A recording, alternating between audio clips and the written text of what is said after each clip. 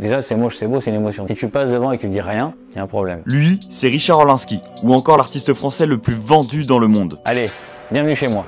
Tu as forcément déjà vu quelque part son œuvre emblématique, le Kong. L'origine, c'est le gorille, effectivement, le silverback, qui est un animal en voie de disparition. Et c'était toute l'idéologie, mais toute la thématique qu'il y avait autour de ce film King Kong, avec cette espèce de monstre au grand cœur qu'on aimerait tous être. La première sculpture, j'avais mis presque 2 ans avant de la révéler. J'ai beaucoup travaillé, changé, refait, une espèce de perfectionniste. Pour rentrer un petit peu dans la technique, j'utilise plusieurs matériaux, comme là, la résine époxy. Je me sers aussi d'aluminium. Je travaille la pierre, le marbre, l'inox. Je suis inspiré par ce qui m'entoure, des films, de ce qu'on voit tous les jours. En fait, c'est pour faire se poser des questions. En plein désert, tu mets un ours polaire blanc, tu as une vraie réflexion sur le climat, quoi. Je suis pas loin du mythe de l'artiste reclus dans son atelier au fin fond d'une montagne. Je parle d'artistes, mais ils créent pour eux-mêmes. Moi, je crée pour les autres. On crée même des choses qui sont jamais sorties. Il y en a dans les bacs beaucoup encore de sculptures qui sont prêtes à être produites.